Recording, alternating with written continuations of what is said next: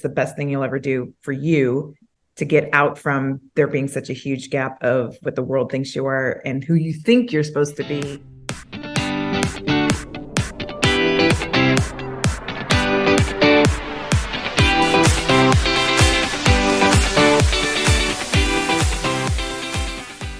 Hi, friends. Welcome to Business Briefs, where we indulge in bite-sized business and legal tips for your businesses to level it up.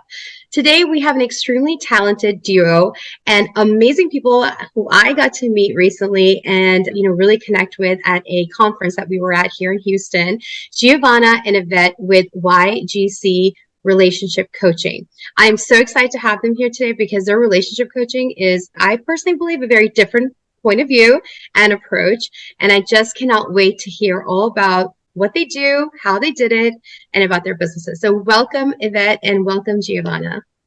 Hi. You.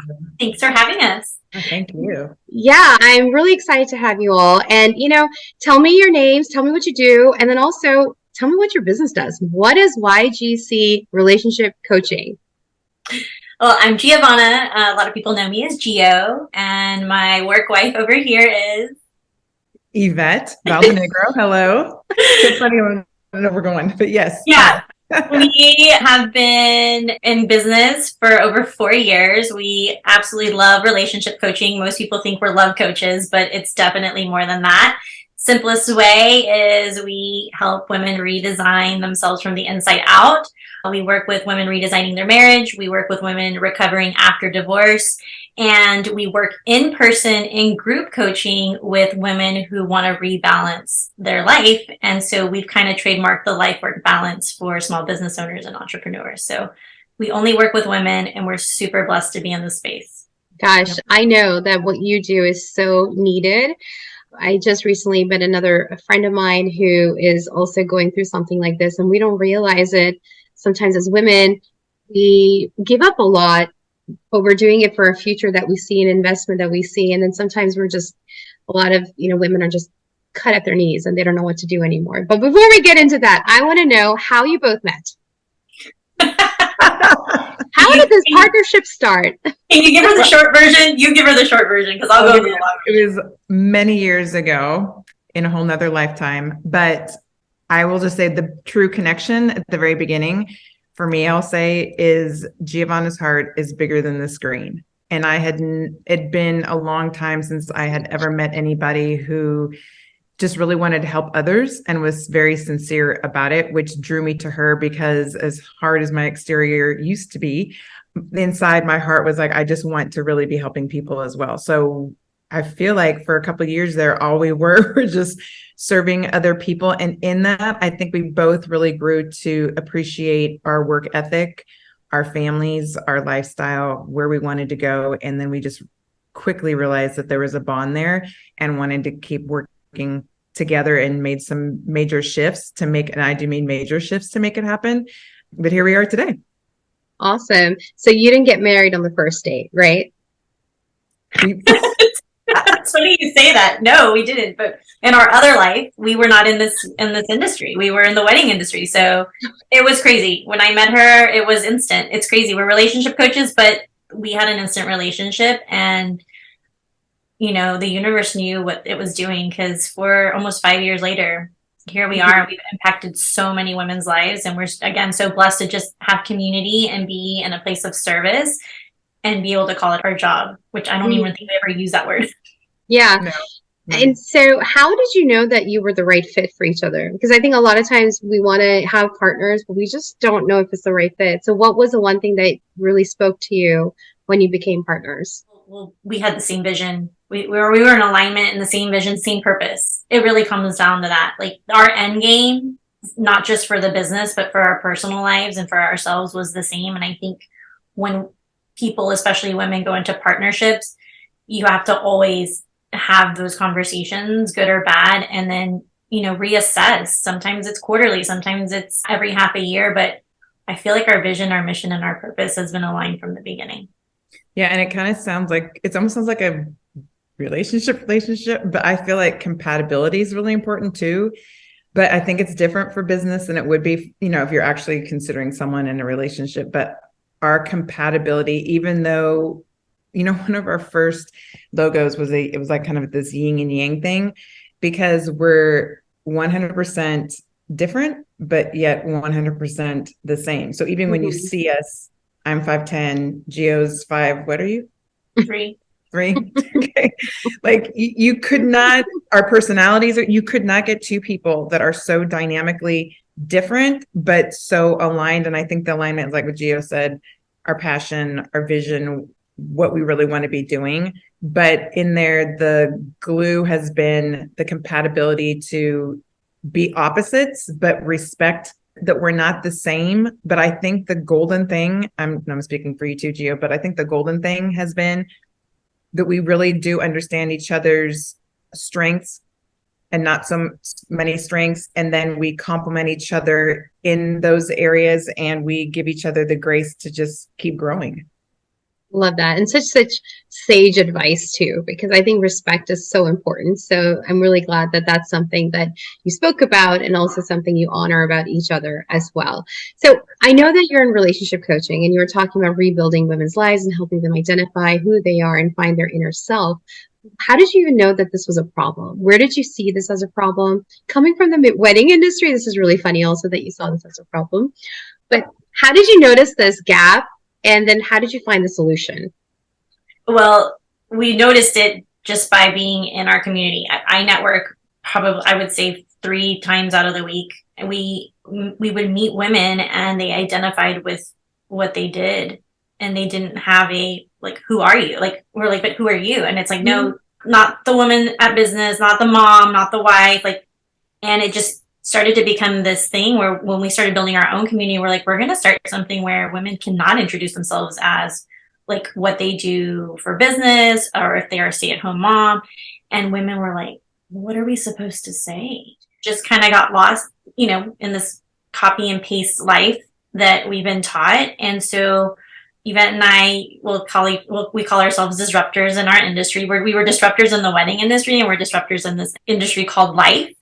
And I think that we finally saw, like, we were awakened a long time ago. We really did. We both together have done personal development work on ourselves and what we want, and really building a strong relationship with self. And that's unheard of. And I think once we started seeing all these women on a daily basis, we were like, what can we do to impact these lives? Like, if we've done it, and we've done it with a smaller group of women online, because we were doing this virtually first, the power of doing it in person was, it's crazy what we do. Yeah. I think I'll just add that when you said, where did it all start? I'm just going to say for myself, it started with me. I knew the personal growth that I had gone through. I knew, you just said gap. You used the word that we talk about all the time, which is basically the identity gap, that there's a gap between who the world sees you on the outside and who you really are on the inside. And a lot of that is because of the conditions that we were raised in, the environment, all that kind of stuff, or just experiences we've had along the way. We are who we are on the outside, but not necessarily who we really want to portray who we are on the inside. I did that for years. So, like when you're pregnant and you see everybody else pregnant, or you want a car and then all of a sudden you see that one car. Yeah. It's the same phenomenon. I started recognizing that 100% in myself, but then I started seeing it in other people. And I immediately was just like, oh my gosh, you don't have to live in this space. I did it for years. Please do whatever, invest in yourself, because it's the best thing you'll ever do for you to get out from there being such a huge gap of what the world thinks you are and who you think you're supposed to be. And if that's exhausting and draining and overwhelming, and especially as an entrepreneur, if you're just spinning the cycle over and over and over, and you're like, that person wants me to do this, it's like you just live in a space of being tired all the time. And then you look in the mirror and you go, I don't even know who I am. And the years are going by, and I definitely don't want the same years to keep going. There has to be change. Why do women do this? Why do we even get into this cycle? Because we're taught that. I think it's a blessing that we're able to be in a world with multiple generations and all the chaos we've gone through, the COVID, presidencies, all this stuff. But I think this is the time now that we're able to say, yeah, why? Did we ever do that? It's times of change. And we're kind of like leading women in that aspect because like that's the life we're supposed to live is ours, not everyone else's. And I think we also upbringing tradition. I'm Mexican Catholic. We've talked about this on the podcast. First generation here. You know, it's all these like stigmas of like, this is what you're supposed to do. I'm like, okay, but I'm 40 years old. Like, no, I'm divorced, remarried, blended families, have my kids are teenagers. Like they have choices. So it's really just, again, like stopping and saying, what do you really want in life? And we're finally able to do that. It's still very hard for women, but we're talking about it. Women are doing it. And I think most people say, you know, what is the main thing you do? We help you have a relationship with yourself, have a healthy relationship with time. Women blame everything on time. And I'm like, you have to build a healthy relationship with time and then with money. It's that trifecta. It's you, time, and money. All those things, when those are full circle and you have a healthy relationship with all three of those, everything else, it comes into fruition. All your other relationships, your business, your partnerships, your love life, your children. And it's crazy that we just put ourselves last. So what do we think what's happening with all these other relationships? What happens if we put ourselves first and we start to prioritize that? I mean, people think sometimes we're like, are you ever in a bad mood? I'm probably 90% of my time in life I love. And then the other 10% I'm like, okay, I'm working on it. But I've created that. Yvette has created that. And we've kind of put it on a roadmap and a blueprint to teach other women how to do it, but they don't want to take the time. That's the crazy part. They look at it and they're like, oh my God, I've been doing this for 40, 50 years. You want me to reprogram my whole, you know, mind, body, and soul? I don't think so. Well, what if someone said putting yourself first is selfish? What would you say to that? No, by not putting yourself first, you're being selfish. We use this analogy all the time. Our coach used it with us. When you're in an airplane, you have to put your oxygen mask on first. You can't put the person beside you. Yeah. You can't give 100% if you're not 100%. You just can't give that. And it's selfish to say that you're going to be like, oh, whenever I have time, I'll give myself self-love or self-care. Yvette and I see this all the time. I think the reverse is true. It's selfish to ask someone to sacrifice and serve their entire life for someone else. That's selfish. Meaning the traditional roles of what women have been in. I think that's a very selfish thing. And, you know, it's crazy. I was just looking up some other stuff for doing some research, and Gio and I love words. And being in the wedding industry, I had no idea. The root of the word bride comes from brew, which is cook, which just makes sense. It's like, you know, back then it was like, well, I'm getting a bride so I can have the 2 goats, and then she's going to come in here and she's going to cook while I'm out doing whatever, you know. So that's tradition. It's just what we're taught. And over time, things have changed and different cultures do different things and different societies all around the world. But I really do think in the Western world culture that we live in, there's such a shift going on with women and empowerment and families and men too. Yeah. I think men are changing. I think men want to be men, and they want to explore other parts of them, feelings, emotions. And I think women have already been in their feelings and emotions and want to experience more empowerment. It's like we're kind of doing this cross thing. And I hope that we really meet in the middle, because it would be a great thing. Yeah. I love that. So another follow-up question of mine to this whole, you know, what if someone calls you selfish? Because a lot of times it's the old school thought processes. And I say old school because it's embedded in tradition. It's not in societal traditions, and it's systemic. How do you reconcile the thought process? Well, a woman is doing this, and therefore she's not going to be spending that much time with her family and cultivating her family and doing all those things. Because those are thought processes that are embedded in the traditional thought, like how we're raised as women, or even in the ultra traditional families or cultures that are coming out there. How do you help women cross over that hurdle or that mindset?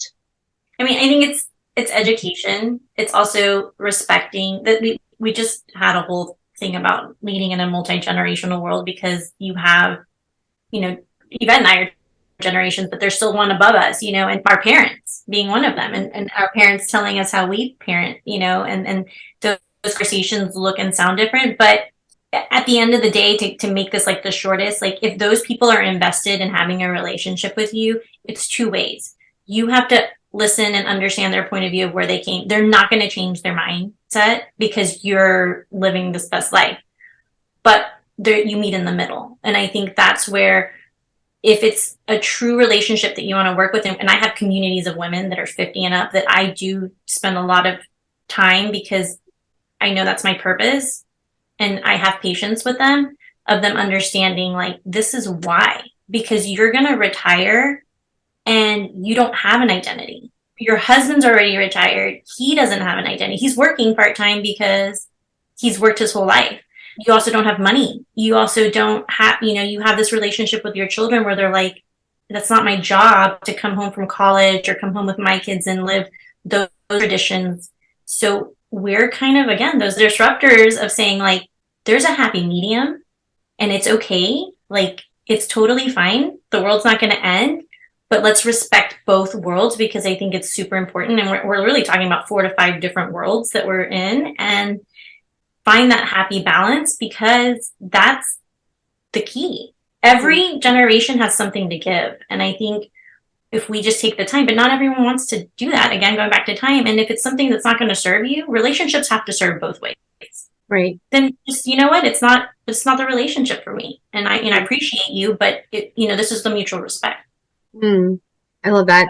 And if someone is wanting to start this journey, to start, finding themselves, and also just start shedding all that weight of the burdens that they're feeling in their mind, where do they start? What are some tips that you can give to the audience today where they can just start doing some basic stuff for themselves? Oh, wow. This is a good one. I think I'm going to just say a couple. Start making decisions that best serve yourself first. Like, make that first decision and step to say, I really want to do this. I'm really going to take a responsibility for who I am, and I'm going to open up the door and just see what happens. Then I think the next thing I would say, which is probably one of the hardest things, is just to spend some time alone, process, and really just start to dream and imagine. And you would think that's the most simplest thing on the planet to do, but it's not. One, just taking time, just alone women go, can you just take 10 minutes? 10 minutes, not in the bathroom, not in the shower, just 10 minutes of quiet time. Because guess what's going to happen? There's something inside of you called your inner voice, and that inner voice has been dying to be heard. And the first time you start listening to her, it can be a little scary. It can be a little fearful. And you're like, what in the world is she telling me? Why? Right. Mm-hmm. But that inner voice is the part that's going to start helping you to dream and imagine bigger than you could even imagine. And that just starts opening up the door of all the what ifs and the possibilities. Gosh, so eloquently stated. Just 10 minutes and the inner voice is wanting to talk to you, wanting to be heard. And, I was just recently reading somewhere else that for people like successful people, whatever, like people who are really living an intentional life, they are spending 10 minutes quiet time daily just to be with themselves and listen. And it's so hard. I have a hard time doing 5 minutes. Like, I know it's not an easy thing, but it's doable. You just have to train yourself to do it. Mm-hmm. And it's all about, training. And, I know that when we met based on intention, in the sense of that's how you were the intention coaches at this conference. And truly, I felt that y'all did such a beautiful job putting people together, putting the attendees together, and, putting out like, what is that you want to do? What is your word of the year? I know that when I met you, I'm like, I don't know. I haven't had it's been so chaotic. Well, like, ugh. And so there's a lot of information coming out of me. So it was so wonderful. And I know that I had such a joy meeting both of you. And so the listeners out there, if they're, wanting to connect with you, give me like a quick summary of what their journey with you looks like. Oh, they will love us. We give you lots of great information. We connect with you virtually. We want to see you. We want to know you see you. It's like a venting session. We have an amazing questionnaire that's all about you. We want you to be vulnerable and jump on with us. And then it really just becomes a good fit. And if you really want to put the time into redesigning your life, you have two amazing coaches here to help you. And if you're not ready yet, guess what? We have so many tools and resources. We have podcasts, we have blogs, we have other client testimonials.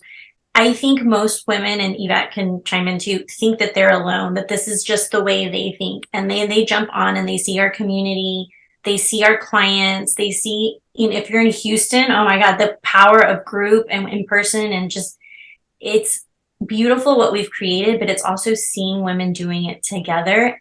Completely different age group, completely different goals. And the main purpose is that they really are creating the life that they're supposed to live.